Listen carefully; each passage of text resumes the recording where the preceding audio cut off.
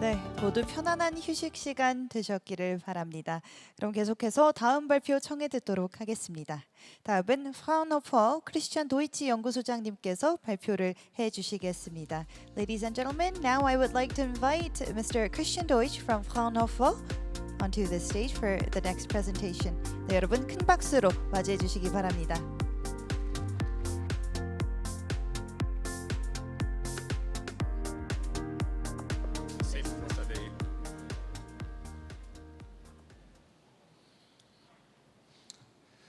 So, thanks a lot for being here again, because it's my second speech. I started yesterday with some information regarding Fraunhofer and the hydrogen sector, and today I want to speak a little bit more about the ammonia sector. And I feel that I'm very here at the right place today, and I'm very pleased to be here because I've heard so many, I would say, presentations before. For example, from the Clean Fuel Ammonia Association, there was a presentation, then from the Korean Institute for Energy Research, and from the colleague from Clariant. So I always see, okay, they are on the same way. It's really fitting to what I want to present. So I feel very comfortable to be here today. Thanks a lot. Only one or a few slides regarding our institute. You know Fraunhofer, a big research society in Germany, 32,000 people working there. This is one of the institutes. This is Fraunhofer Umsicht. I'm located there. I'm head of this institute, and I'm additionally the spokesman for the Fraunhofer Energy Alliance. That means all the institutes related to energy, and I'm one of the spokesmen there. But I don't want to go too much to the details, but you got the slides afterwards. Let us focus what we are doing there. I think important is, on the one hand side, if you are talking about ammonia, we are doing research on heterogeneous catalysts at Fraunhofer Umsicht there. And so you can see we do the catalyst development, we are doing the scale up, and also the catalyst forming, because that's also very important. Only having the catalyst is only the first step. You have to have the scale up for production, and you have to have the forming and to use it as shown before from Clariant. They have seen these small particles there. This was the forming. That's very important. We are doing everything there. When we are going to the catalyst, then we make really the synthesis on the level of a lab and the large scale. We are doing it with new systems, with new catalysts there, and we have different exemplary projects there mentioned. I think I don't have the time to go there to the details. Also interesting is the forming point. That means here what we are doing this here with the honeycomb system, with a molding machines there. We have the scale up from a small scale from half a liter to 200 liter systems there. And for today, I think one of our industrial projects, but I'm not allowed to name the partner there, is interesting because there we did the catalyst scale up and the shaping for the ammonia cracking or decomposition for fuel cells directly in the fuel cell itself. So we are really familiar with these topics. And we do this, as mentioned before, for different size of reactors and catalysts. So that's enough regarding our know-how, what we are doing. I want to show 3 different projects on 3 different levels. Please let me start with the ammonia hydrogen value chain project. This is a Fraunhofer lighthouse or flagship project. We call it Ammon Vector. It's a big project with 8 Fraunhofer institutes. You have to keep in mind there are only is a good word, 75 institutes, but more than 10% of the institutes are joining this project. What is the motivation for this project?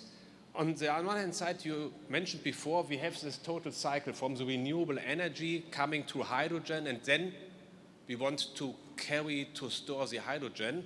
As mentioned before from the Clean Fuel Ammonia Association, ammonia is a very, very good opportunity to store the hydrogen and to transport the hydrogen, and probably to use the hydrogen or to use the ammonia at the end. And all these different systems, including transport and storage, are covered by this from different Fraunhofer institutes in this big project. There we are focusing more on the decentralized users, because we know the big plants for producing ammonia are world-scale plants, like these big Haber-Bosch plants. We know this, but we are thinking in the future we need both decentralized cracking, as mentioned before, but also some decentralized production of ammonia. This is the total scope of the project. Let me make it really short. On the left-hand side, we have the decentralized generation of ammonia. This is a smaller part of the project, to be honest, and this part is on a lower technology readiness level. I will show it afterwards. I want to focus a little bit more on the right-hand side, the decentralized cracking and usage of ammonia. And there we have three different pathways. The first one is really to go to a high temperature fuel cell system, an SOFC system. There's the aim to find out what could be the share of the ammonia in the system and how could it be cracked very efficiently to use a mixture of ammonia and hydrogen in this high temperature fuel cell, including the heat integration coming back from the fuel cell. The second one, it's fitting to a presentation before, it's the usage in ships for aviation fuels, for shipping fuels, for example, using in bigger motors. And this is the idea to use it in conventional motors, existing motors, with a mixture of ammonia and hydrogen. There's the same option, cracking some of the ammonia, some parts, it's only 10% probably, and it's going to a ship motor and heat integration back. And the last one, this was not so highlighted at the moment, as I think in this day, we have really the way to go to traditional usage of pure hydrogen. And you know, if we have a cracking system, then we have at the end some, I would say, purifying, like a PSA or something like this. And this is also one of the pathways we want to address. So what are our technical goals there? We want to build this decentralized ammonia crackers. We want to have this usage of mixtures from ammonia and hydrogen in fuel cells and high temperature fuel cells, very important. We want to use it in propulsion engines there, and we want to use it at the end for PEM fuel cells, so cracking and purification there. And what are we doing? What we are developing there? We have the catalyst development on the one hand side for the cracking synthesis. We have then the plasma catalysis, including microwaves or gliding arc plasma. Then we have the catalyst with a direct electrical heating system. I will show this also afterwards. And we have some ceramic membranes for hydrogen separation. The project started now 1 year ago, and we have the very first results, I want to say. You can see we are working with some promoters for the catalyst, so we can go to lower temperature through these promoters on this catalysis. Then we have a higher efficiency through this optimized catalyst we have tested, and we have a very stable system found. This is all on the ammonia cracking development. Then we have this ohmic reactor. This is a heated reactor. And there we can show that we have a very rapid heating system and a very homogeneous temperature profile in the system. That is over this whole time the same. And last but not least, at the moment we have some membrane development. This is coated with palladium. This is a standard palladium, but it's a new membrane for this. And this is important. This is really a big project. It's a Fraunhofer internal project for us to start with this in a very broad approach. You can see there are 8 different institutes. My home institute is this in the left corner above, Fraunhofer Umsicht. But you know probably other Fraunhofer institutes, and we are all close together.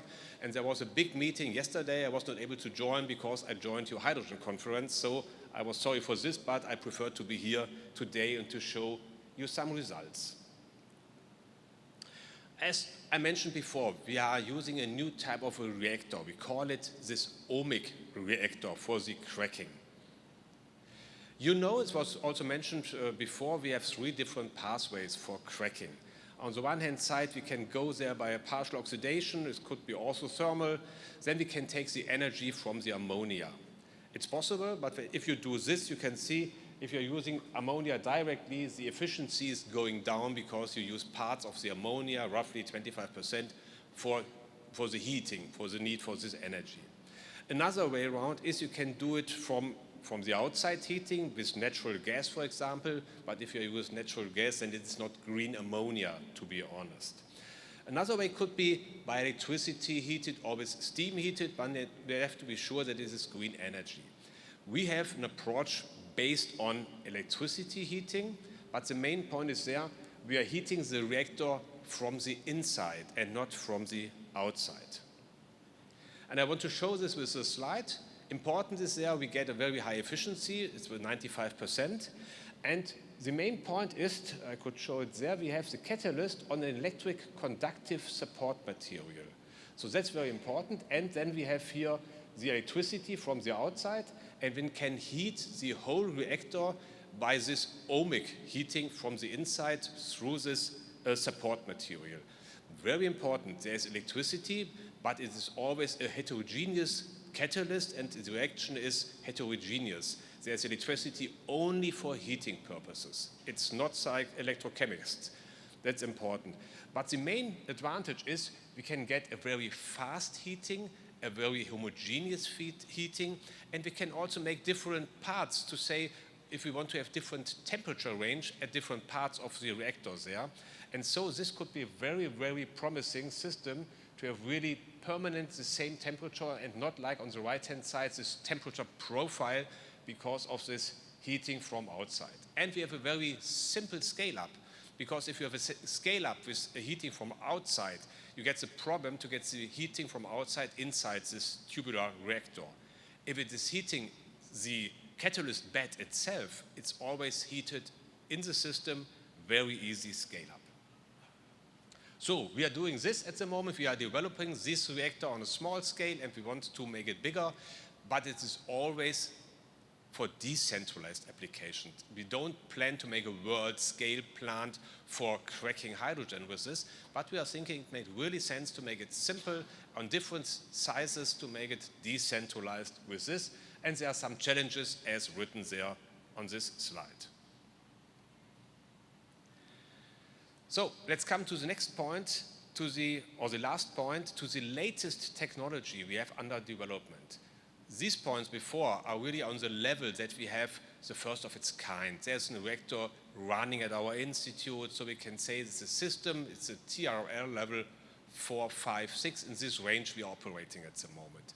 But we are also looking to very new technologies. And one very, we would say promising, but also very riskful technology at the moment is the way to go via a plasma.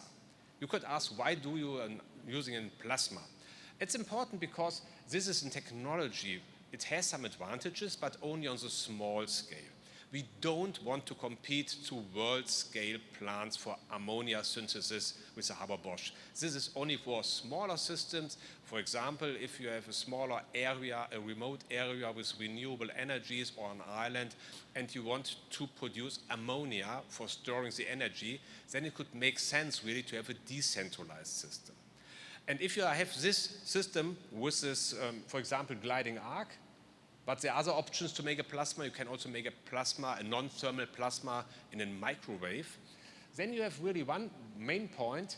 You have the chance that you can stimulate the nitrogen so that it will oscillate. And if it's oscillating, then you need less energy. It's getting faster in the reaction.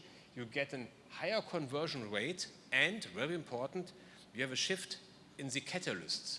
You can see here it's the Volcano plot, traditional one without plasma. You're using mostly the cheap ferrum and the expensive ruthenium. If you are shifting this, then you have at the top cobalt nickel. I know it's not the cheapest catalyst, but it's much cheaper than ruthenium there. So this could be also an option to go there in the future. But this is really latest technology. We are doing this on a TRL level, I would say 1 or 2 at the moment. We see the advantage. We can see that this principle is working, but we are not able to really to make a bigger reactor at the moment. This is only to make probably a view on the way what could come in the next 5 to 10 years in the future.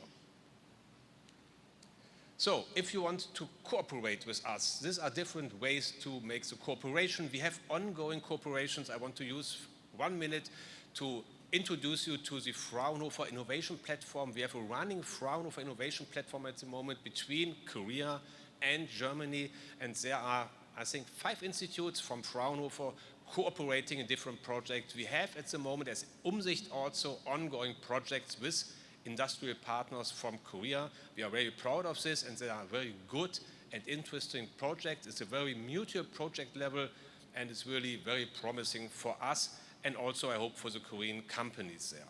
But we have also the chance, if there's a funding scheme from Korea, from Germany, to cooperate in this way.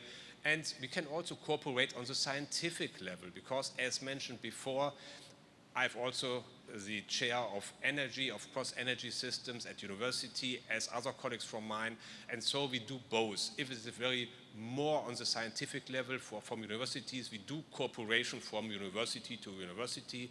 If it's more on the level of the industrial partners, we want to do the cooperation between industry and Fraunhofer. Both is possible, and we are really keen on the cooperation with Korea, because we are thinking we have so many similar challenges and we have so good researchers, it would be very, very good to have the cooperations there. And my final slide, if you want to have the contact data, they are all there. It's for my personal contact data. There's also a QR code for Ammon Vector, the project of all the institutes there. I think it's really interesting. And last but not least, the Fraunhofer Energy Alliance. This is the group of all the Fraunhofer institutes regarding energy. So thanks a lot for your time and for your attention, and I would be very happy if you want to contact me and speak to me after this presentation, after the next break. Thanks a lot. Thank you for the wonderful presentation. Following the presentation yesterday, you may now return to your seat. 네, 어제에 이어서 오늘도 역시 좋은 발표 해주셨습니다. 고맙습니다. 네, 이어서 다음은 롯데정밀화학 윤희영 상무님을 무대 위로 모시고 다음 발표 청해 듣도록 하겠습니다. 여러분, 상무님을 따뜻한 박수로 맞이해 주시기 바랍니다.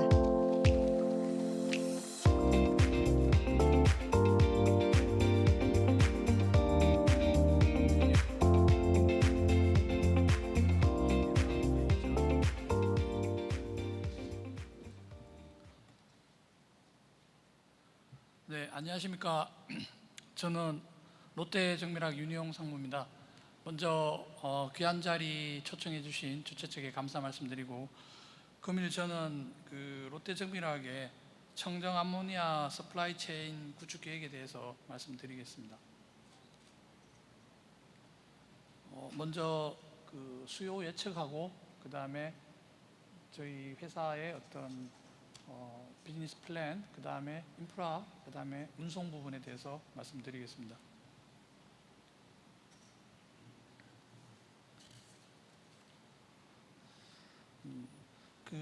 아시다시피 한국은 이제 한국의 청정 암모니아와 수소 수요는 정부의 NDC 목표 달성을 위한 정책적 지원으로 급성장할 것으로 전망이 됩니다. 특히 이 발전 분야에서 청정 수소의 수요를 견인할 것으로 전망됩니다. 수소는 수소법에 의해서 수소와 수소 화합물로 일컬어지고, 암모니아는 수소 화합물 하이드로진 컴파운드로 국내 수소법에 의해서 정의되어 있습니다. 그리고 정부 계획에 의하면은 2030년까지 국내 전체 전력 수요의 약 2.1%를 무탄소 전원인 수소와 암모니아를 사용해서 생산하는 것으로 되어 있는데, 이 부분은 10차 정기본에 의한 것이고, 현재 11차 정기본에 의하면은 11차 정기본 실무안에 의하면은 2.4%로 조금 늘어 있습니다. 그래서 저희가 수소까지 합하면은, 이제 수소를 크래킹해서 암모니아까지 만드는 걸 생각하면은 약 한 2030년 기준으로 암모니아 수요가 약 한 500만 톤 정도 될 것으로 그렇게 예상을 하고 있습니다. 여기서 이제 크래킹 기술이 굉장히 중요한 역할을 할 것으로 전망을 하고 있습니다. 아시다시피 지금 정부 정책에 따라 한국 그 석탄 발전소에서는 암모니아 혼소를, 그 다음에 LNG 발전소에서는 수소 혼소 발전을 시작을 할 계획입니다. 현재 그 2024년 CHPS 비딩 중에 있고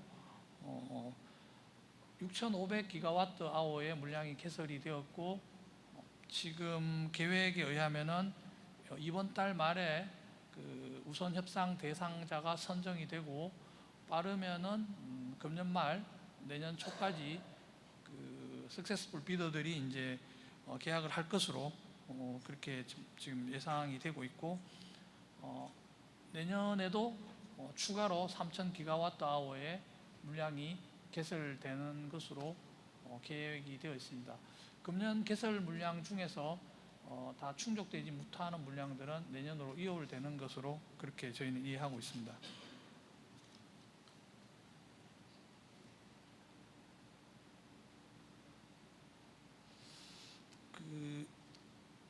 현재 이제 한국 정부는 수소화물인 암모니아를 새로운 에너지원으로 사용을 촉진하기 위한 어떤 정책적, 재정적 지원을 시행 중에 있고, 앞서 설명드린 대로 청정 수소 입찰 계획에 따라서 서해, 동해, 남해를 있는 발전소에서 그 수소와 암모니아를 이제 사용하기 위한 인프라가 이제 건설될 예정입니다. 저희가 알고 있기로는 대부분의 이 지역들이 그 대량 사이즈의 카고를 받을 수 있는 그 입지적 여건을 갖고 있고, 그리고 대부분의 그 발전소에서는 자체 그 탱크하고 터미널 등을 발전소 인근에 구축을 계획 중이고, 삼척 같은 경우에는 지금 짓고 있는 것으로 알고 있습니다.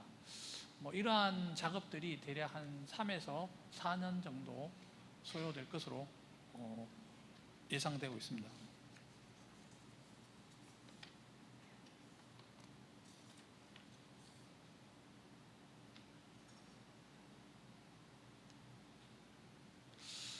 그리고 이제 암모니아 벙커링 부분을 좀 말씀드리려고 하는데, 금년 1월 24일 해양수산부에서 친환경 선박 연료 벙커링 협의체를 구성을 하였고, 암모니아를 포함한 친환경 연료의 벙커링을 위한 규정과 운영 절차 등을 준비 중입니다. 예를 들어 이 친환경 연료에는 메탄올, 암모니아, 바이오퓨얼이 포함이 되고, 저희는 이제 암모니아 분과에 소속이 되어 있습니다. 그리고 지역적으로 울산 같은 경우에는 죄송합니다. 울산 항만공사에서 주축이 되어서 그 암모니아 벙커링 산업 활성화를 위한 업무 협약을 체결하였고, 저희 롯데정밀화학도 이게 참여 중에 있고, 울산에는 추후에 그 대형 수소 암모니아 터미널 건설을 할 계획을 갖고 있습니다. 지금부터 저희 회사 그 암모니아 사업 계획에서 대해서 간략하게 말씀드리겠습니다. 기본적으로 이제 저희 회사는 전 밸류 체인에 다 그 비즈니스를 할 계획이고, 해외에서 클린 청정 암모니아를 소싱을 하거나 우선은 소싱을 할 계획입니다. 또는 생산을 해서 자체 선박을 활용을 해서 국내로 가지고 오고, 그 다음에 저희가 가진 그 울산에 있는 인프라를 수요 증가에 맞춰서 조금 확충을 해 나갈 겁니다. 그렇게 하고 그렇게 수입한 암모니아를 먼저 이제 그 28년부터 시장 개화가 예상되는 발전소 혼소용으로 공급을 하고, 26년 빠르면 말에서부터 수요가 예상되는 벙커링 수요 쪽으로 공급을 하고, 그 다음에 저희 울산 공장 내에서 이 암모니아를 크래킹을 해서 청정 수소 수요처에 공급할 미래 수요처에 공급할 그런 계획을 갖고 있습니다. 크래킹 관련해서는 두 가지 기술에 대해서 현재 자체적으로 지금 파일럿을 설치를 해서 운영 중에 있습니다. 두 번째로는 이제 그 벙커링 글로벌 네트워크 부분인데 저희가 지금 울산 항, 사실은 이제 부산 항이 그 세계 7위 벙커링 항구입니다. 그래서 부산항 같은 경우에는 그 주민 수용성, 즉 뭐 세이프티 이슈 때문에 아모니아 탱크를 짓기가 어렵기 때문에 울산에 있는 저희 인프라를 활용을 해서 10-10 벙커링 비즈니스 모델을 지금 생각 중에 있고 그 미주와 유럽 등의 그 저희 파트너들과 협력을 해서 글로벌 네트워크를 갖춰서 미래 수요에 대응할 계획을 갖고 있습니다. 지금 보시는 사진이 이제 저희 롯데정밀학 울산 공장입니다. 이 부분이 이제 암모니아 돔 탱크 6기가 89,000톤이고 여기 볼 탱크 2개가 있습니다.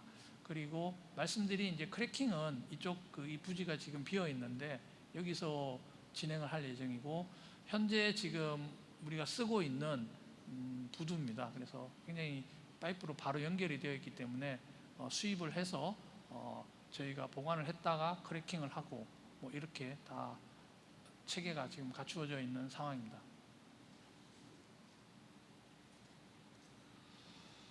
조금 더 구체적으로 말씀을 드리면은 저희 회사는 총 93,000톤의 탱크 캐파를 갖고 있고 수요 증가에 맞춰서 2029년 1분기까지 추가로 3만 톤 공장을 건설할 계획을 갖고 있습니다. 그 다음에 배 부분에 있어서 지금 저희가 2척을 운영 중에 있습니다. MGC 한 척은 저희 소유고 그 다음에 LGC는 지금 차트를 해서 쓰고 있고 추가로 58,000톤 요즘은 이제 VLAC라고 Very Large 아모니아 캐리어입니다. 보통은 이제 GC였는데 가스 캐리어가 아모니아에 특화된 이 배를 신건조를 지금 계획 중에 있고 이 부분은 저희가 CHPS 수요 대응 등에 활용할 계획입니다. 사진을 잠깐 보여드리면은 이게 MGC, LGC, VLAC가 되겠습니다. 요게 이제 저희가 갖고 있는 아모니아 돔 탱크 6개이고 요게 볼 탱크 2개입니다. 네. 여기까지 제 발표를 마치겠습니다. 네. 경청해 주셔서 감사합니다.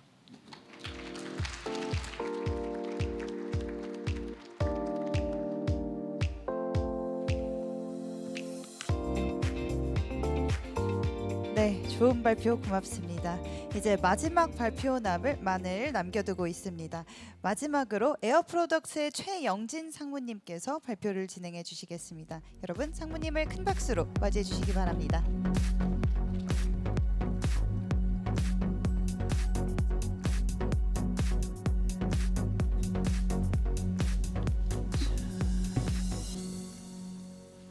안녕하세요. 방금 소개받은 에어프로덕츠에서 한국 수소 사업을 담당하고 있는 최영진 상무입니다. 지금까지 발표자분들이 이제 주로 한국에 대한 기술 개발 그리고 시장에 대해서 설명을 좀 해주셨는데요. 저희는 이제 글로벌 기업이다 보니까 글로벌에서 에어프로덕츠가 어떤 청정 에너지 사업을 하고 있는지 관련해서 좀 설명을 좀 드리도록 하겠습니다. 우선 에어프로덕츠에서 좀 생소하게 느끼시는 분들도 있으리라고 좀 생각이 듭니다. 저희 에어프로덕츠는 이제 전국 전 세계 50여 개국 대상으로 이제 기간 산업인 반도체, 디스플레이, 정유, 제철 등의 이제 수소하고 산업용 가스를 공급하는 회사입니다. 지난 80년간 저희 이런 산업용 가스 사업을 진행을 했었고요. 수소 관련해서는 한 60년간 운영을 했던 경험이 있는 회사입니다. 예로 이제 저희가 이제 나사의 액화수소를 공급한 회사로도 유명하고요. 그리고 모빌리티용 충전소는 저희가 90년대 초부터 이제 전 세계 한 250개 정도 구축한 경험이 좀 있습니다. 그래서 수소 관련된 전반적인 밸류 체인을 저희가 갖고 있고요. 최근에는 좀 더 나아가서 이제 암모니아 쪽으로 밸류 체인을 확장을 해서 청정 에너지 사업에 어떤 기여를 할 수 있는지 이제 고민을 하다가 이제 최근 몇 년 사이에 이제 실질적인 사업화가 되고 있어서 그런 설명을 좀 드리도록 하겠습니다. 기후 변화 이슈가 좀 있습니다. 이제 현재 지구 온도가 섭씨 1도씨 이상 상승했다고 하고요. 이제 1.5도씨를 넘지 않도록 2050년까지 넷제로 탈탄소를 하겠다라고 글로벌에서 어나운스를 하고 있고, 뭐 다수의 글로벌도 마찬가지의 로드맵으로 추진을 하고 있는데요.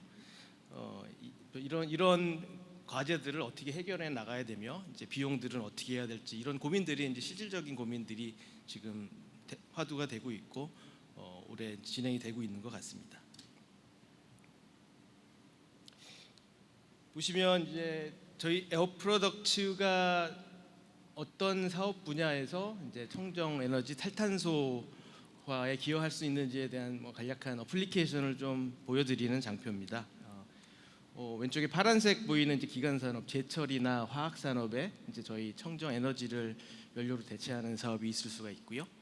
그다음에 발전 사업 역시 저희 그 청정 수소 암모니아를 생산해서 공급하게 되면 탄소 배출 저감의 효과가 있습니다. 그리고 수송용은 이제 그 선박용 수송 연료를 메탄올이나 이제 아모니아 혹은 청정 수소로 활용하는 게 있을 수 있겠고요.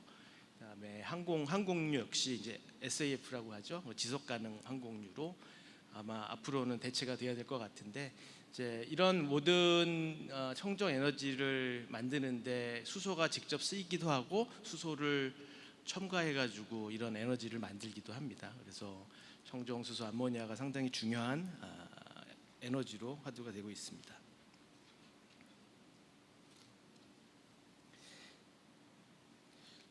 본 장표는 이제 뭐 아시다시피 수소는 여러 가지 뭐 그레이, 브라운, 블루, 청록, 뭐 핑크, 화이트 여러 가지 수소가 있는데, 저희는 이제 그린하고 블루에 대한 이제 검토를 좀 같이 진행을 했고요.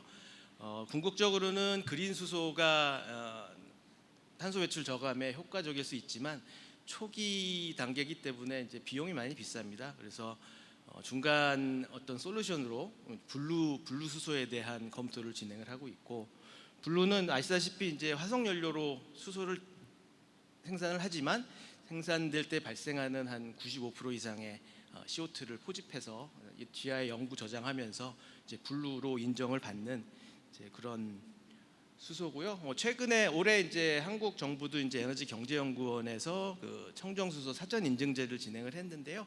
저희 요 그린하고 블루 수소가 이제 각각 그린 블루로 인정을 받아서 다음 장표에서 좀 구체적인 사업 설명을 좀 드리도록 하겠습니다.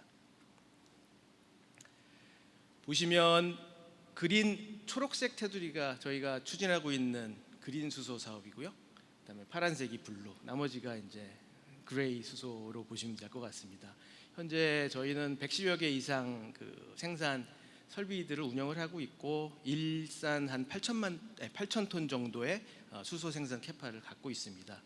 그리고 추가적으로 현재 저희 투자를 한 프로젝트 감안을 하면 1,300에서 한 3천 톤 가량의 5년 내 이제 추가 캐파를 확보할 것입니다. 그래서 지금 오늘은 요 초록색과 블루에 대한 조금 구체적인 설명을 좀 드리도록 하겠습니다.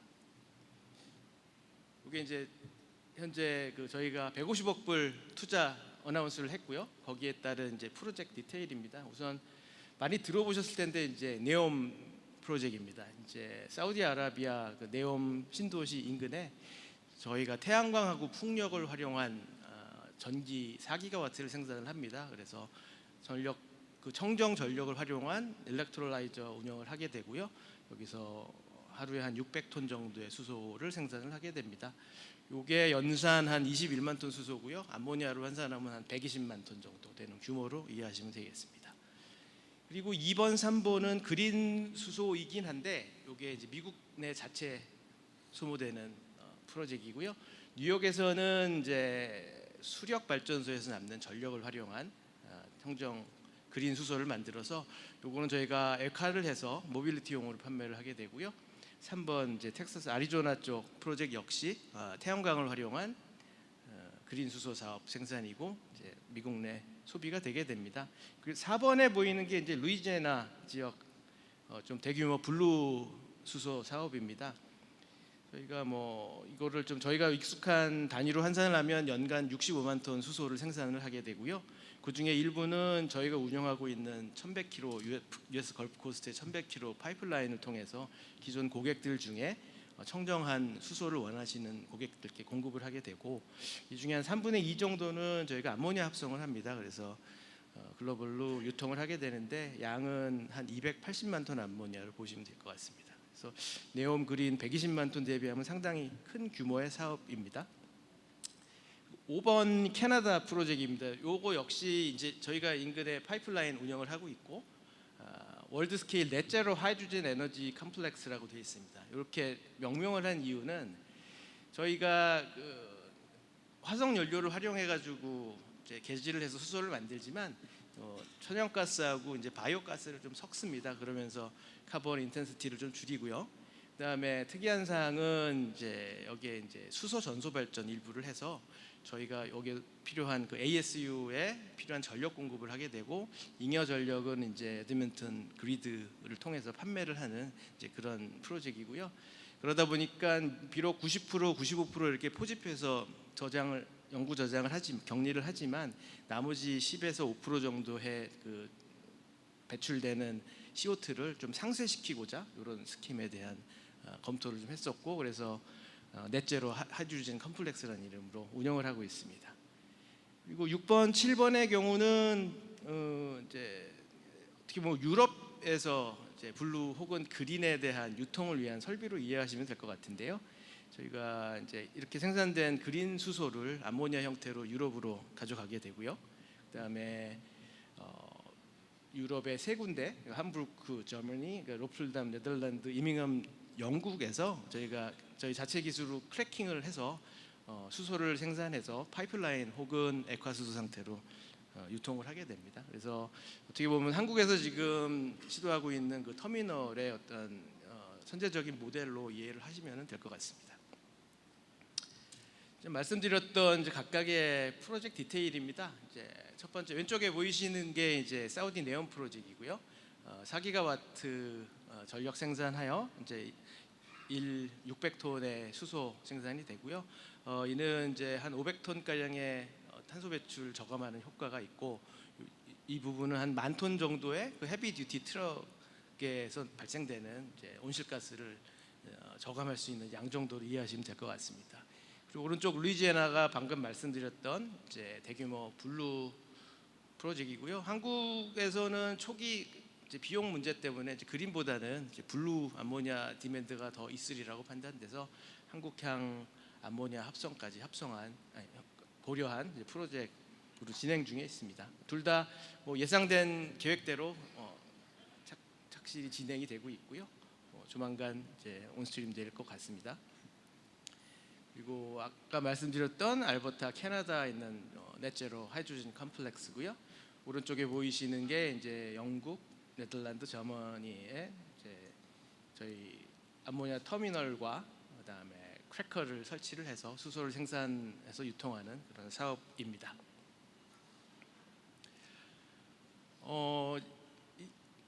저희가 이제 이런 사업을 추진을 하면서 이제 한 2억 5천만 톤에서 5억 톤 정도의 온실가스 배출 저감의 효과가 있다라고 이제 말씀드리고 있는데, 이제 사실 숫자로만 보면은 어느 정도인지 좀 감이 안 와서 이제 좀 설명을 드렸는데, 이게 1년간 뉴욕에서 발생하는 온실가스가 한 1억 톤 정도 되는 것 같습니다. 그래서 한 5년간의 이제 뉴욕시티에서 발생하는 탄소를 좀 저감할 수 있는 그런 효과를 보일 수 있는 프로젝트라고 합니다.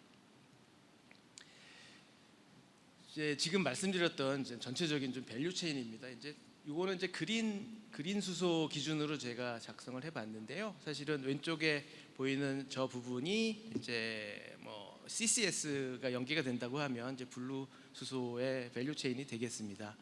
우선 이제 태양광하고 풍력 이런 신재생 에너지로 전력 생산을 하고요. 그다음에 일렉트롤라이저로 수전해를 해서 수소를 생산을 합니다. 그리고 이제 이게 대륙간 이동을 위해서는 수소 자체로는 효율적이지 않아서 암모니아 형태로 저희가 합성을 하는데요. 그때 필요한 질소는 저희 에어 세퍼레이션 유닛을 통해서 공기에서 산소하고 질소를 분리해서 질소를 사용해서 암모니아 합성을 해서 저희가 대륙간 해상 운송을 하게 되고요. 한국 기준으로 이제 어떤 해당된 포트에 이제 암모니아 터미널을 구축하고 그 인근의 어떤 수요처에 파이프라인으로 암모니아를 직접 공급할 수도 있고요. 그다음에 저희가 보유한 크래킹 기술을 통해서 수소를 만들어서 수소를 뭐 액화 혹은 가압 혹은 파이프라인으로 수요처에 공급할 수 있는 그런 전체적인 밸류 체인이고요. 사실 한국의 스콥 2, 스콥 3 부분에 상당 부분 많은 탈탄소에 저희가 기여할 수 있으리라 판단하고 사업 추진을 하고 있습니다. 그렇게 이제 만들어 놓은 이제 그린 수소, 그러니까 네옴 그린 수소에 대한 판매인데요. 이제 사실 올해 이제 첫 계약이 하나 됐습니다. 이제 유럽의 뭐 유명한 정유사고요. 저희 아까 21만 톤 말씀드렸는데 그 중에 한 3분의 1 정도를 15년간 이제 공급받겠다라는 계약이 체결이 돼서 요게 온스트림 되면은 요만큼은 이제 아까 말씀드렸던 유럽 터미널을 통해서 그린 수소 형태로 공급이 될 예정입니다. 그래서 에어 프로덕츠는 이런 좀 청정한 미래를 위해서 어떤 노력을 하고 있나 좀 말씀을 드리고 싶어서 만든 장표고요. 일단 저희 이 산업용 가스 설비들이 이제 전력을 많이 사용하고 에너지 효율이 되게 중요한 설비들입니다. 그래서 우선은 기존의 이제 설비들의 어떤 프로덕티비티, 에너지 효율을 좀 올리는 노력을 좀 하고 있고요. 그럼에도 불구하고 필수적인 전기가 현재는 이제 상당 부분 국가 전력 그리드를 쓰고 있는데 이 부분을 이제 신재생 에너지로 계속해서 바꿔나가는 노력을 하고 있습니다. 그리고 이제 블루 수소를 만들 때 이제 카본 캡처 기술을 저희가 활용을 했지만 사실은 2010년, 12년도부터 저희가 이제 텍사스의 포트 아서라는 지역에 기존의 그 SMR에서 후단에 이제 탄소를 캡처해서 EOR에 사용하면서 이제 좀 청정한 수소를 만들어내는 사업을 하고 있었고요. 그런 노력들을 지속적으로 좀 하고 있고 기존 설비 혹은 신규 설비에 적용들을 하고 있습니다. 그리고 저희 산업용 가스 회사다 보니까 특성상 상당 부분 헤비듀티 베이클들을 많이 운영을 하고 있는데요. 우선 한 2,000대 정도의 트럭을 수소 트럭으로 바꾸는 노력들을 계속 하고 있고요.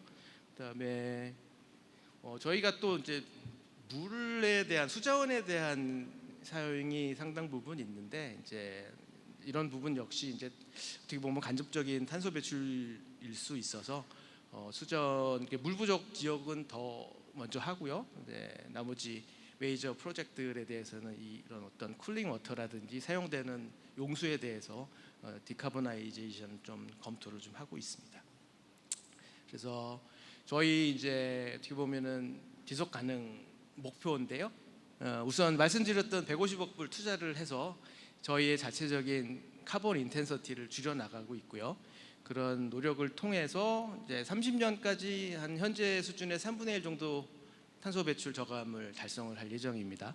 그리고 뭐 전장표에서 설명드렸듯이 그 리뉴어블 에너지를 현재 23년 수준에서 한 4배 정도 증가시키는 이제 작업들을 하고 있고요. 말씀드렸던 뭐 간접적인 물 이런 거를 통해서 중간 2030년 목표 달성을 하고요.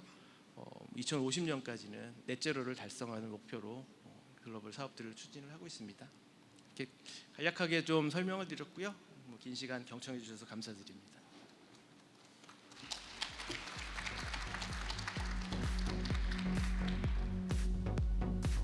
네, 좋은 발표 고맙습니다. 네, 이렇게 해서 총 6개의 발표를 들어보았습니다. 오늘 발표를 통해서 한국의 청정 암모니아 시장의 잠재력 그리고 중요성뿐만 아니라 그린 수소와 블루 수소에 대한 인사이트도 많이 공유가 되었고요. 특히 앞서 발표해 주신 한국과 타 국가 간의 협력 가능성은 향후 청정 암모니아 산업 발전 그리고 탄소 중립 달성에 굉장히 중요한 방향을 제시할 것으로 기대가 됩니다.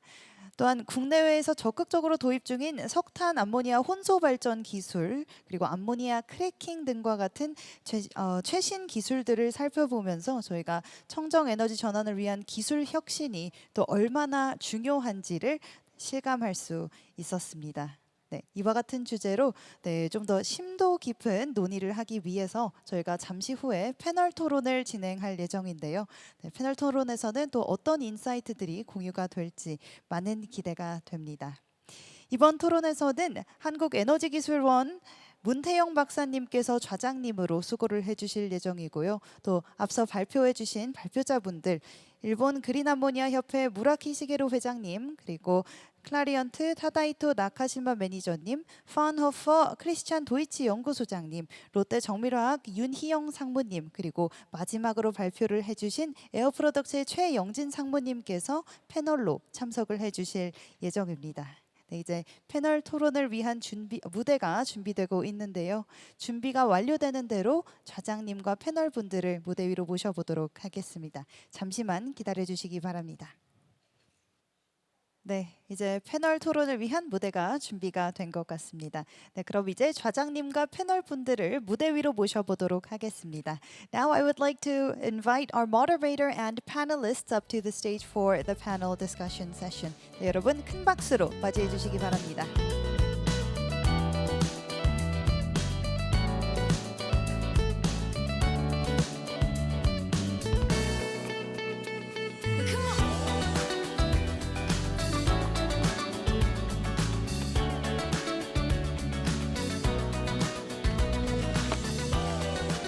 네, 다 자리를 해 주셨는데요. 그럼 이제 좌장님께 마이크를 넘기도록 하겠습니다.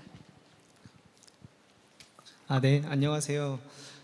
수소의 날 청정수소 국제포럼 패널 토론의 좌장을 맡은 한국에너지기술연구원 문태영입니다. 반갑습니다.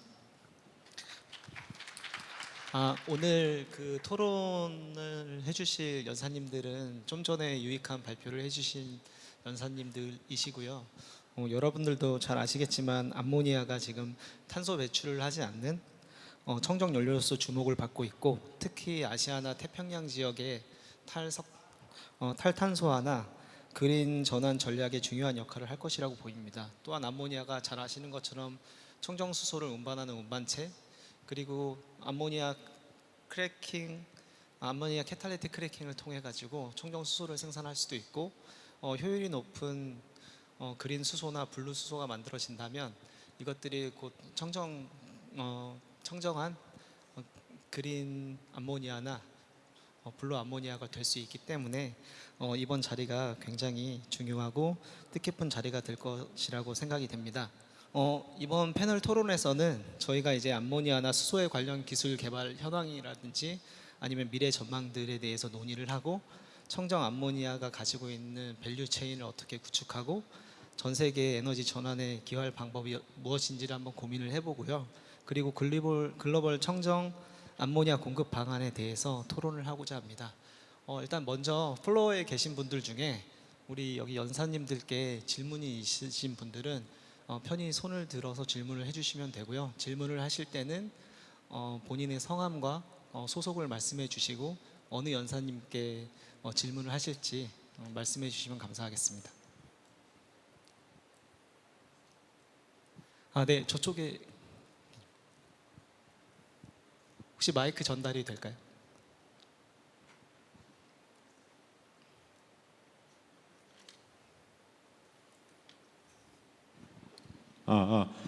예, 안녕하십니까? 예, 한국가스공사 수소유통센터에서 온 우현규 팀장이라고 합니다.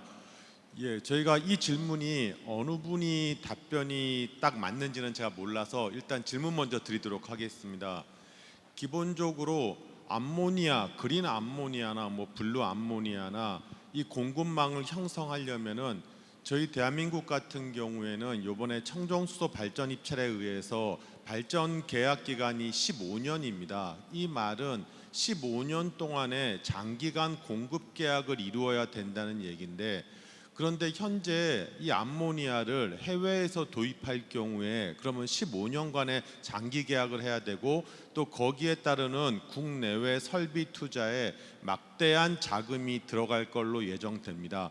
그런데 현재 저희가 암모니아를 고려하고 있기는 하지만은 시간이 지나면은 결론적으로 액화 수소가 기술이 개발될 것 같고, 물론 이 기술이 향후 몇 년간이 더 걸릴지는 모르겠지만은 이게 조만간 예를 들어서 2030년이나 아니면은 더 빠른 니어 퓨처에 이런 액화 수소 기술이 상용화돼 가지고 가격적으로 더 피저블한 액화 수소가 들어온다면은 기존의 암모니아를 위해서 15년 동안 장기 투자 및 장기 구매 계약을 한다는 게, 이게 어떻게 보면 썬큰 로스로서 매몰 비용으로서 처리될 위험성이 있지 않을까 하는 가능성에 대해서 여기에 나와 계신 패널님들의 의견을 좀 듣고 싶습니다. 감사합니다. 네, 질문 감사드리고요. 이제 말씀을 들어보니까 초기에 암모니아 공급망을 구축해 놓고 15년 후에는 액화 수소로 전환이 될 것 같은데, 그런 것들을 이제 어떻게 기존의 인프라스트럭처를 가지고 갈 수 있냐, 이거를 말씀해 주신 것 같은데요. 암모니아 공급망이나 수소에 관련된 것들은 지금 롯데 정밀화학의 윤희용 상무님께서 조금 암모니아 공급망에 대한 설명을 좀 해주시면 좋을 것 같고, 그게 이제 액화 수소로 넘어갔을 때는 에어 프로덕트의 최영진 상무님께서 말씀을 해주시면 감사할 것 같습니다. 먼저 윤희용 상무님. 네, 그 부분은 사실 뭐 정책 의사 결정에 관한 부분일 것 같긴 한데, 앞서 말씀드린 대로 지금 현재 계획에 의하면은 2030년 기준으로 2.1% 정도 전력 수요를 이제 수소 또는 수소 화합물인 암모니아로 발전하겠다는 게 정부 계획입니다. 따라서 금년도 입찰 물량 같은 경우를 생각해 보면은 1%가 안 될 거로 보여지고, 제가 이해하는 바로는 암모니아 같은 경우에는 그 마이너스 33도까지만 낮추면은 액화가 됩니다. 따라서 그 기존의 인프라들이 깔려 있고, 예를 들어 탱크 투자 비용이라든지 이런 부분이 액화 수소보다는 훨씬 저렴하고, 추후에 액화 수소가 뭐 기술적으로 운송이 되거나 하더라도 훨씬 더 경제성에 있어서는 우위에 있지 않을까, 뭐 이런 생각을 하고 있습니다. 그래서 액화 수소를 한다는 얘기는 그 디스차징 포트, 즉 도착항에서 그 액화가 되어야 될 설비가 갖춰져야 되고, 만약에 그 부분이 뭐 주유소까지 공급이 된다면은 그 모든 체인에서 액화 상태로 딜리버리가 돼서 되어야 되기 때문에, 거기에 따른 어떤 투자도 사실은 만만찮은 비용이 소요될 것으로 저는 생각을 하고 있고, 기술적으로도 굉장히 좀 많은 난관이 있는 것으로 알고 있습니다. 네. 네, 말씀 감사드리고요. 최영진 상무님도 하실 말씀. 네, 뭐 말씀하셨던 걱정 저도 동감하는 부분인데, 우선은 암모니아 시장과 수소 시장을 좀 나눠서 보셔야 될 것 같습니다. 이제 아까 문 박사님도 발표를 하셨지만, 석탄화력 발전소에 수소를 온도 때문에 수소를 섞을 수는 없습니다. 이제 어떤 배출 이슈도 있고, 그래서 현재 뭐 수소와 암모니아 입찰이 같이 진행되고 있지만 올해 수소에 대한 결과는 없으리라고 예상이 되고요. 그랬을 때 혹시 이제 내년부터 뭐 크래킹한 수소가 어떤 설비 투자가 되는 부분과 액화 수소의 경쟁, 이런 것도 고민이 될 수 있는데요. 사실은 이제 가격적인 비교를 좀 해봐야 될 것 같습니다. 이제 과연 액화를 해서 가져왔을 때 크래킹한 수소보다 경쟁력이 있을 것인지, 그리고 현재는 이제 웰 투 게이트로 카본 인텐시티를 보지만 그 액화할 때 드는 전기에 들어가는 카본 인텐시티는 어떻게 할지, 이런 종합적인 고려가 비교가 되고 나서 그다음에 솔루션을 선택해야 되는 것이 맞고요. 이제 가격적인 말씀을 드렸고 또 하나는 이제 인허가 부분도 시간이 좀 걸릴 것 같습니다. 이제 현재 고압가스법상 그 액화수소 용량에 따라서 이제 이격거리를 상당히 많이 띄워놔야 되는데요. 지금 기준으로라면은 사실은 한국에서 액화수소 탱크를 지을 때는 없고 그렇다면 작은 탱크를 여러 개를 지어야 되는데 과연 그런 스토리지 용량이 발전 설비에 적합한지 이런 여러 가지 고민들이 되고 그 이후에 이제 액화가 맞느니 아니면 아모니아를 크래킹한 수소가 맞느니 이런 비교가 되어야 될 것 같고요. 하나 다행스러운 부분은 이제 올해 이제 미국 가스텍에서 이제 액화수소 운송선에 대한 이제 발전적인 모습을 좀 보고 있어서 운송은 조금 더 이제 빠른 솔루션이 뭐 제시될 것 같은데 이러한 종합적인 고려가 되기 위해서는 시간이 좀 필요하고요. 그다음에 그런 썬큰 코스트 이슈는 그렇게 크지는 않으리라고 판단이 됩니다. 네, 코멘트 감사드리고요. 지금 일본 그린 암모니아 협회 무라키 회장님께서 코멘트 주신다고 해서 한 번 더 들어보겠습니다. Yeah, in terms of the ammonia supply to the energy market, security of supply is very important.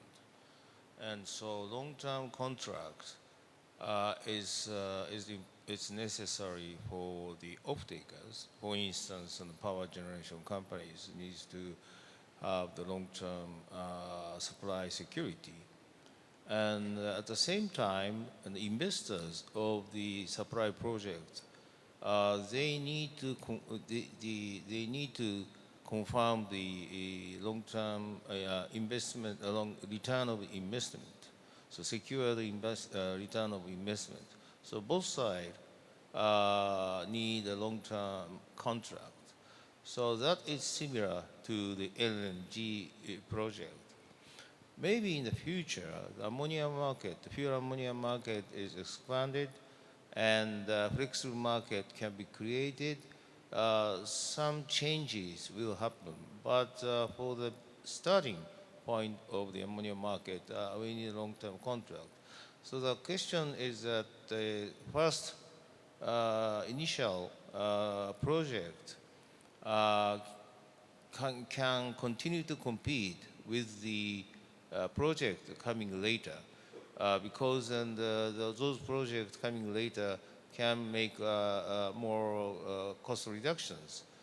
Yeah, that's a very important point. But in terms of the blue ammonia supply, the cost reduction is limited because it's all mature technologies. Probably SMR, SMR is a traditional production technology, but ATR, autothermal reactor, will be coming into the ammonia production to reduce the carbon dioxide emissions from the production, and ATR can make a scale factor.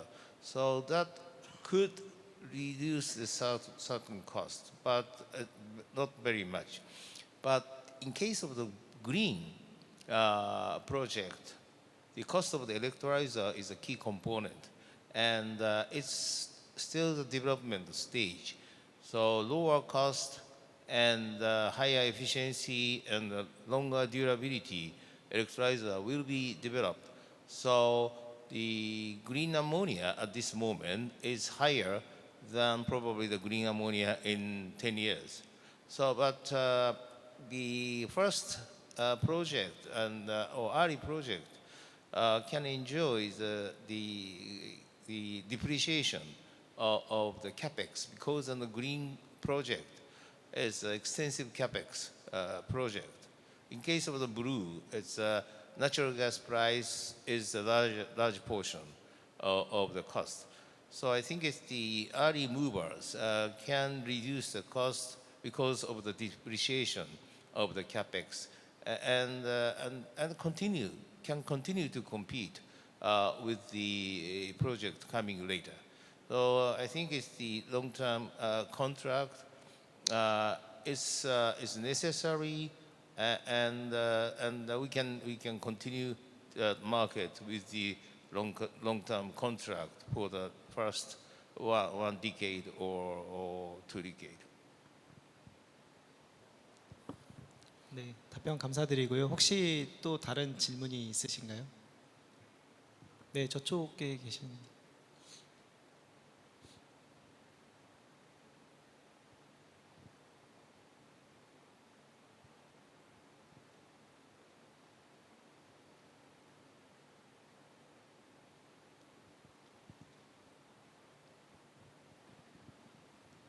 안녕하세요. 저 코펜하겐 인프라스트럭처 파트너즈의 양시호록 부장이라고 합니다. 공급망이라는 주제 관련해서 자유롭게 답변해 주시면 좋을 것 같은데, 중국이나 인도의 그린 암모니아 프로젝트의 뭐 신뢰성이라든지 혹은 프로젝트 리스크, 그런 측면에 대해서 어떻게 생각하시는지 답변 듣고 싶습니다. 공급망 관련해서는 아까 답변 주셨던 에어 프로덕트의 최영진 상무님이 전 세계적으로 수소 이렇게 관련한 프로젝트를 많이 하고 계시니까 좀 질문에 답변을 해주시면 감사하겠습니다. 사실 말씀하셨던 중국, 인도에 대한 그린 수소의 기대감도 있지만 한편으로는 이제 어떤 위험 요인도 같이 좀 예상이 되고 있는 부분입니다. 하지만 보시다시피 인도나 중국에서 활발하게 프로젝트들이 진행이 되고 있거든요. 그래서 저 개인적으로는 이렇게 아주 신뢰하고서 이 프로젝트가 릴라이빌리티가 높다라고 판단을 하진 않지만, 그 많은 프로젝트 중에 일부는 좀 한국 기준에 맞춰서 어떤 디스트리뷰션이 되지 않을까라는 생각도 하고 있고요. 다만 이제 중국 같은 경우는 이제 어떤 이런 경제성 논리보다는 이제 정치적인 이슈도 조금 있어서 그런 것들도 좀 종합적으로 봐야 될 것 같고요.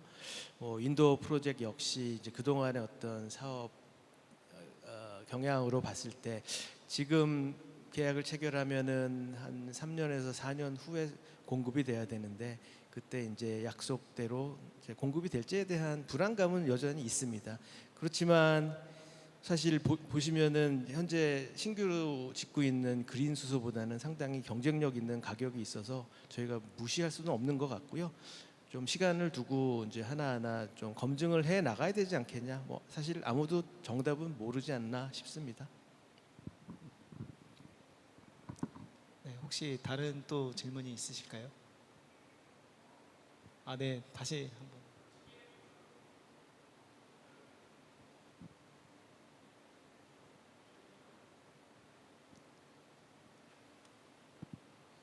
I would like to hear the opinion from Shigeru-san as well, from the perspective of Japanese off-takers. The question about India and China.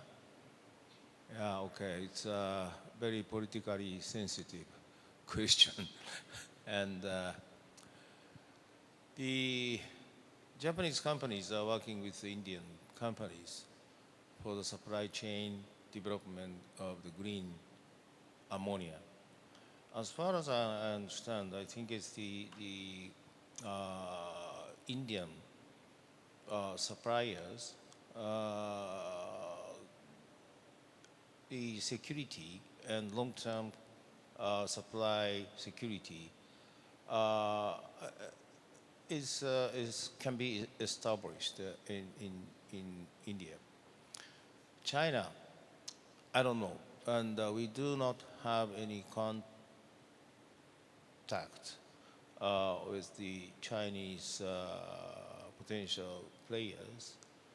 But the one concern is that China's strategy is to produce the competitive electrolyzers and try to dominate the market of electrolyzers in the world. So same situation will happen like a PV or EV. So we have concern on the Chinese production of the green ammonia. So I think that we rather reluctant to have the Chinese green ammonia supply, including the political uncertainty.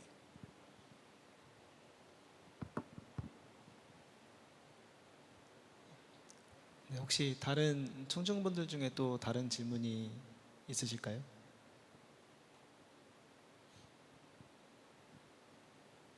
아, 네. So I'm Matthew Clark from Lindy.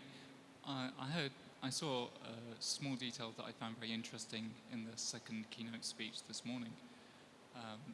In that we had the ambitious hydrogen targets for price in Japan, and one of the comments of sources was overseas brown coal. Obviously, in most of the rest of our discussions today, we've been talking about green hydrogen, maybe hydrogen with carbon capture from SMR-ATAR, but we haven't been talking about brown coal at all. Is coal as a source for hydrogen something that's being discussed widely in Japan, or what significance is being put on it?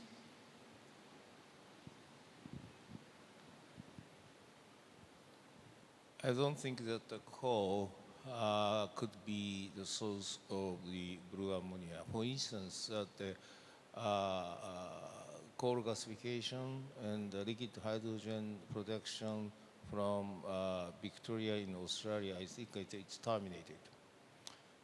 And so all of the blue ammonia, at least the blue ammonia project, natural gas based with CCS.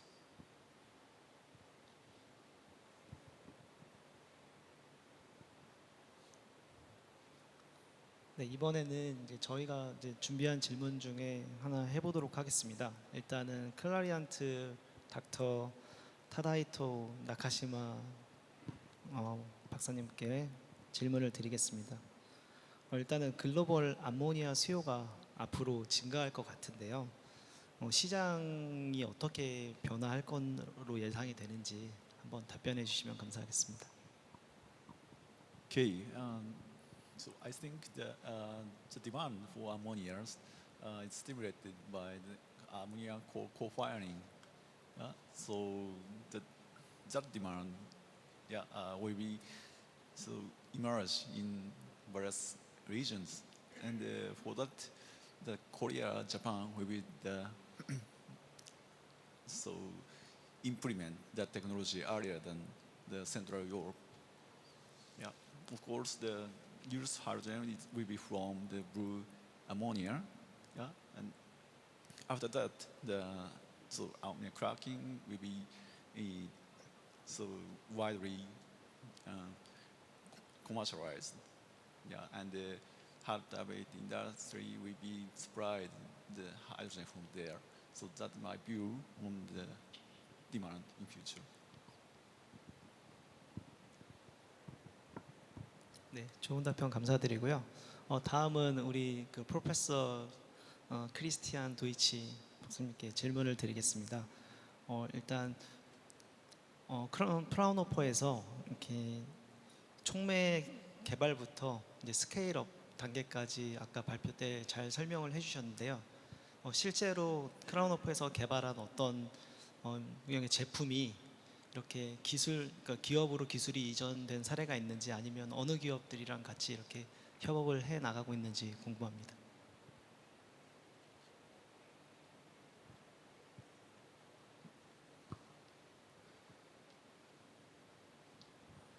Thanks for the question. I think, yes, we have existing collaborations with industrial partners from Europe. For example, also with Clariant in Germany is also a company working with us. We have this project with this cracking from ammonia for the fuel cell technology. So there are products in the markets. We have developed this with the partners, and our part is always, in most cases, on the one hand side, to develop or improve the catalyst, for example, also with some promoters at the catalyst side, or to make the scale up, because it's very important if you can produce a catalyst on the lab level, you have to go the next step really and come to the level that you can produce 200 liters or 1,000 liters and so on, to produce it more on a technical level, because then the next step can do the industry and say, okay, that's the catalyst we need. And the next one is really to have the carrier, to have the support material, because we have to have at the end not only the powder of the catalyst, but we have to have the support material and the catalyst on this material at the outside. And this is also an important step for us to develop this and then to test it always. That means we can test it on stability, how long lasting it is, what is the efficiency, and so on. So this is our part, and we do this in most cases with industry.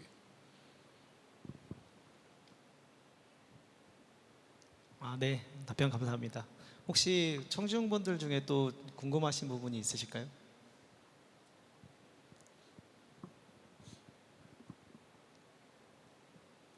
네, 그러면 제가 그 롯데 정밀화학의 윤희용 상무님께 질문을 또 하나 하도록 하겠습니다.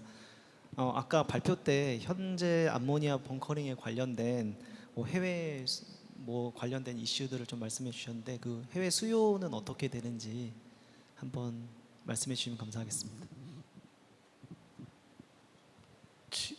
지금 이제 글로벌 암모니아 생산량이 2억 톤 조금 안 되고, 그 중에 한 10% 좀 안 되는 1,800에서 1,900만 톤이 이제 트레이딩이 되는데,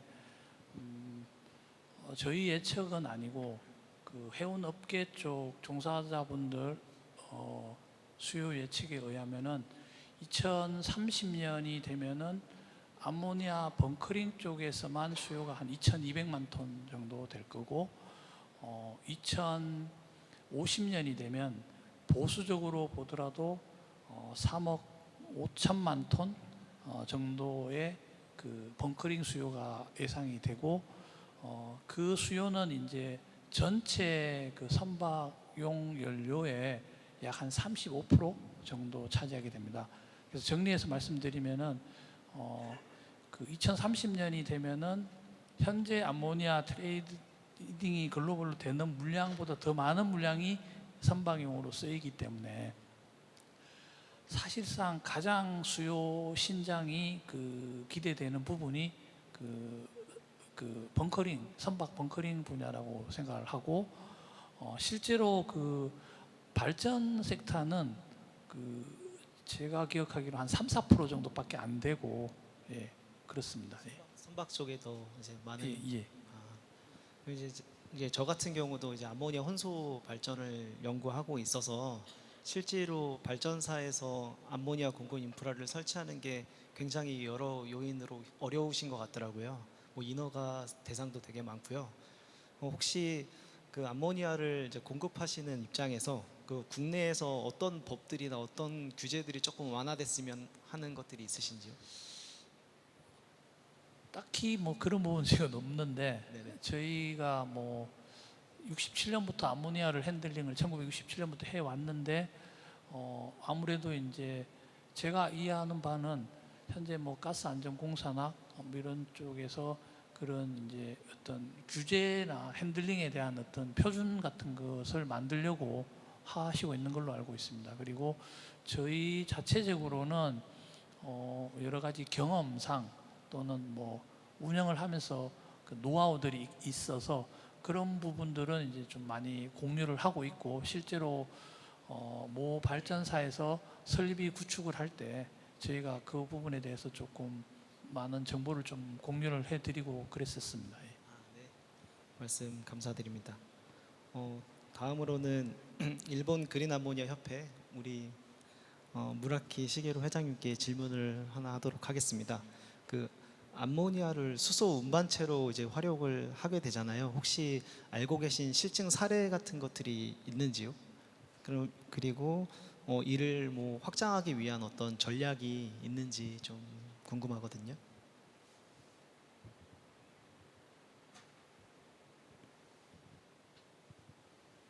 I believe that the import countries of hydrogen like Korea and Japan and the main source of hydrogen will be ammonia.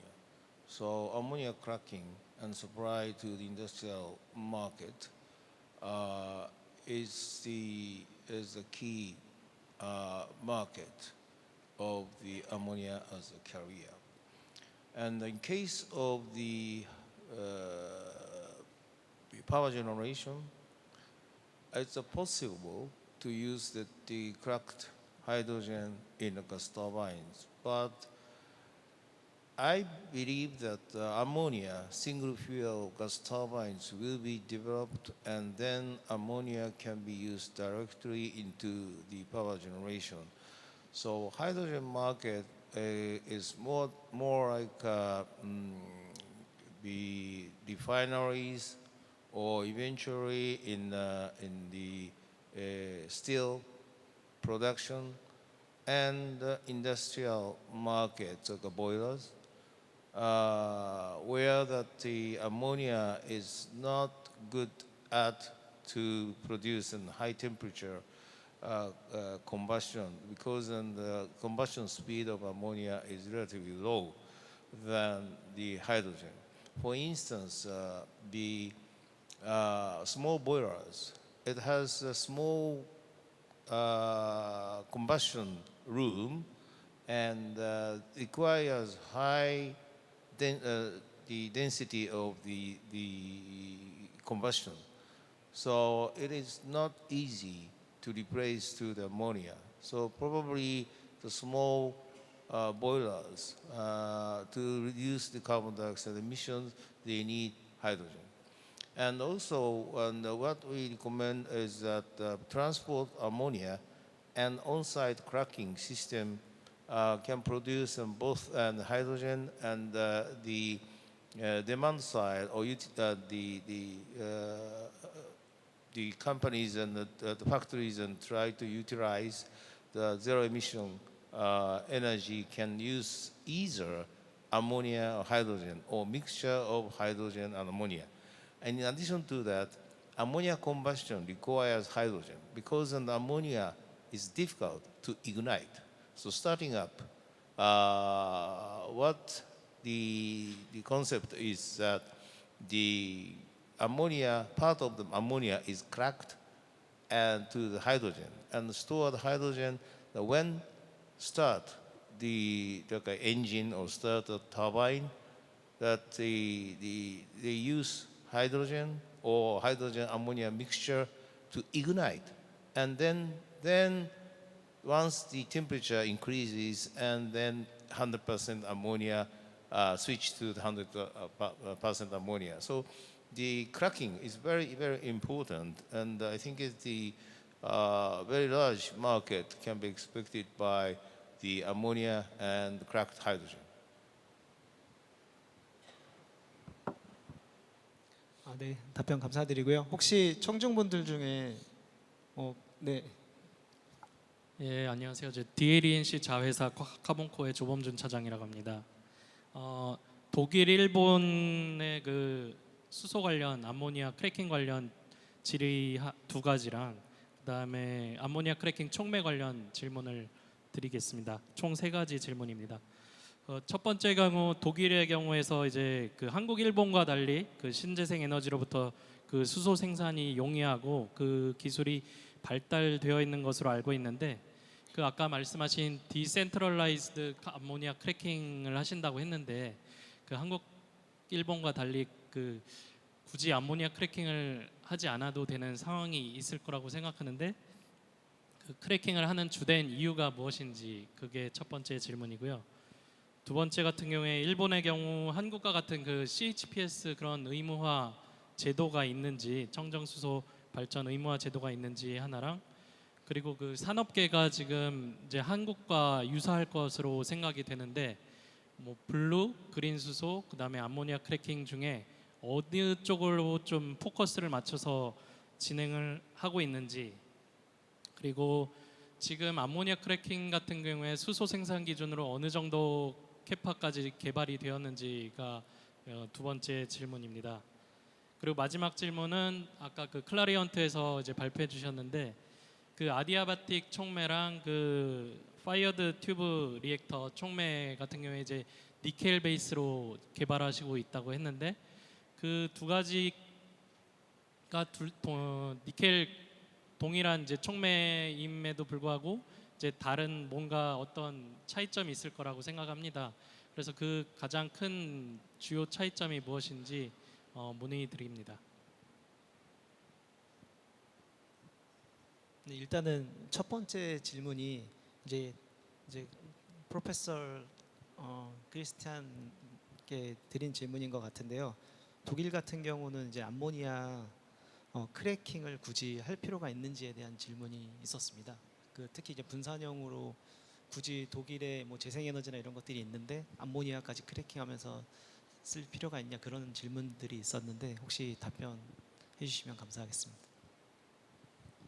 제가 지금 질문을 잘 이해하고 전달한 게 맞나요?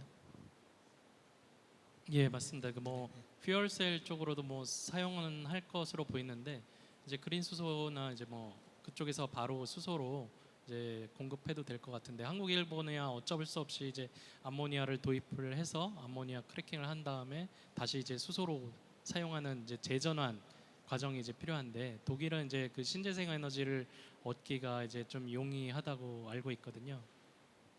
네,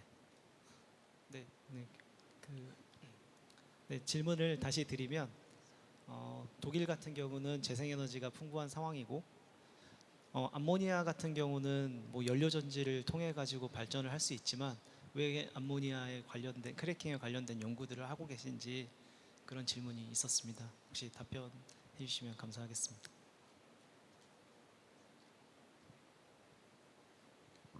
So to be honest, you have a very good impression of Germany, but to confess, it's not as abundant with the renewables. To be honest, we have a share of roughly 58% of renewables in the electricity grid, and roughly 15% for heating purposes and 7% for transportation. So there are many steps to come really to a higher share of renewables in Germany. So Germany is, as Korea, really focusing on importing renewable molecules. That means hydrogen or ammonia, and I think ammonia would be a very good choice to go this way.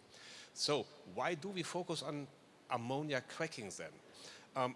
We are thinking if the hydrogen ammonia is coming by ship, and we're thinking most of the ammonia will come by ship to Europe and then to Germany also, probably by Hamburg or by Rotterdam, then there's a question, do we crack it there directly in a huge cracker and transport it by pipeline to the customer, or do we deliver it as ammonia? And this is really a big question.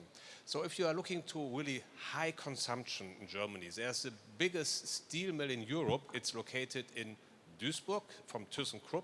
It's really a big steel mill. We are sure that they get the green hydrogen from Rotterdam via hydrogen directly or via cracking in Rotterdam. So, but this is really the huge amount of hydrogen. But in Germany, we have many, many companies. They are medium-sized. And also, we are planning to have a backbone hydrogen grid in Germany. We have to keep in mind we have only few big players, the chemical industry, BASF, and so on. They are connected to this. But all the medium-sized companies, for example, glass industry and so on, they need also the thermal energy from natural gas nowadays and in the future from hydrogen. And there's always a question, should we deliver the hydrogen to them? Then we have to carry it by trucks, lorries, we don't know.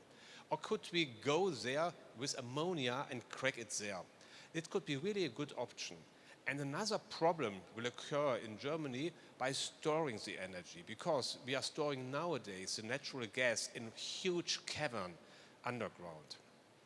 If we are storing hydrogen, the amount of the energy in this cavern will go down by 6. That only 16% of the energy will be able to be stored in this cavern that are existing.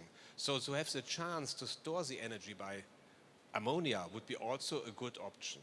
So I think you are right in the question. We will have many customers, the big players in Germany, they will be connected to the hydrogen grid. But keep in mind, we have many really medium-sized companies, some hidden champions and so on.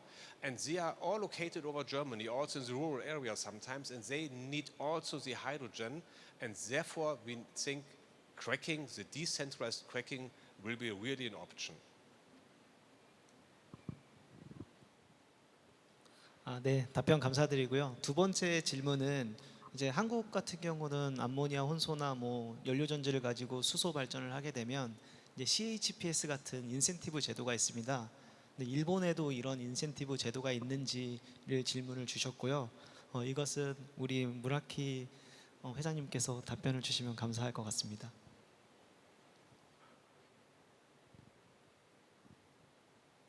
Yeah, in terms of the fuel cells,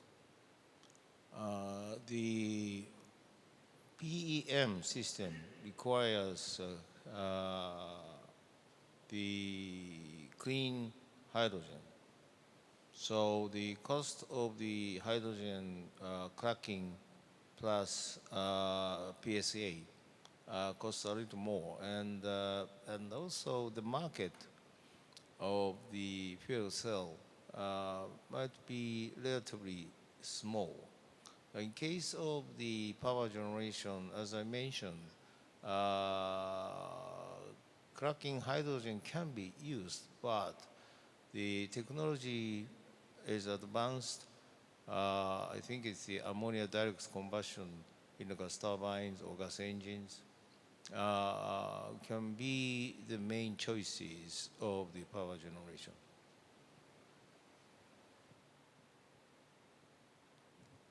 혹시 어떤 인센티브 제도 같은 것들이 있는지 궁금하거든요. 일본에. Yeah. So ammonia. Yeah, there is a incentive mechanism to use the carbon-free fuels, not necessarily the hydrogen, and so zero-emission electricity can receive some incentives from the government support program. 네, 그리고 마지막으로 이제 세 번째 질문이 이 클라리란트의 촉매에 대한 얘기를 해주셨거든요. 이제 그거에 대한 이제 답변을 조금 해주시면 좋을 것 같습니다.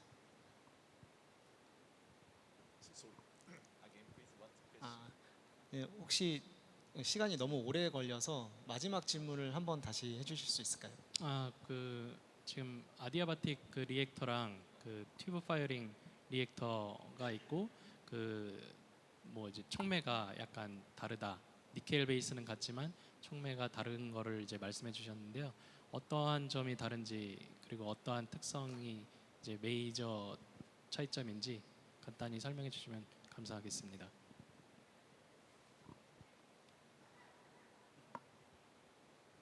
네, 일단은 질문. Okay, thank you for the question again. So the firstly, I'd like to start with the fired tubular reactor. The fired tubular reactor is a yes, as mentioned, tube type reactor, and throughout the heating and the cooling, the reactor expand and shrink, and for the expansion and shrinking, the catalyst need to be robust mechanically, and for that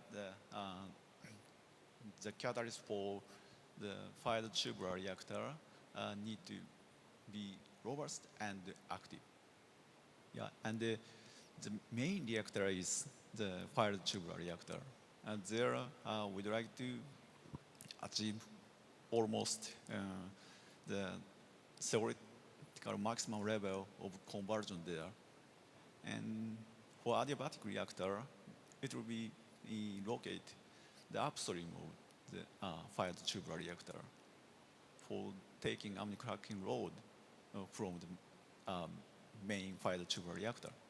So for that purpose, we put the so of course nickel catalyst, but the nickel content is much higher than the fired tubular reactor. The mechanical robustness is not much important in this case for this reactor. So these things differentiate these two catalysts for each reactor. 네, 발표 감사드리고요. 혹시 플로어에서 또 다른 질문이 있으시면 하나 정도 더 하도록 하겠습니다.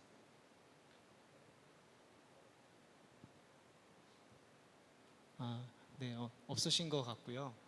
일단은 패널 토론을 이제 마칠 시간이 되어서요. 이 좌장의 역할 중에 또 중요한 게 하나가 행사에 끝나는 시간을 잘 맞추는 거기 때문에 네, 없으시면 이상으로 유익한 토론을 참여해 주셨던 우리 연사님들께 다시 한번 큰 박수로 마무리를 하도록 하겠습니다. 예, 장시간 참여해 주신 모든 분들께 다시 한번 감사드립니다. 네, 고맙습니다. 네, 많은 인사이트를 공유해 주신 패널 분들 그리고 진행을 맡아 주신 좌장님께 다시 한번 감사의 인사를 드립니다. 네, 이제 하단해 주시면 되겠습니다. 마이크와 포인터는 네, 자리에 두시고 그대로 자리로 돌아가 주시면 감사하겠습니다. 네, 오늘 발표에서 이어진 또 패널 토론을 통해서 청정수소와 암모니아가 미래 에너지 전환의 중요한 축이 되고 있다는 것을 확인할 수 있었습니다. 다양한 협력 방안 그리고 기술 개발이 활발하게 논의되는 만큼 앞으로의 성장 가능성에 대한 기대가 더욱더 커지는 그런 중요한 자리였던 것 같습니다. 네, 이번 자리를 통해서 참석자분들께서도 청정수소와 암모니아 산업의 최신 동향과 그리고 또 미래 전망에 대한 많은 유익한 인사이트를 얻어가시기를 바랍니다. 이것으로 청정수소 국제포럼을 마무리하도록 하겠습니다.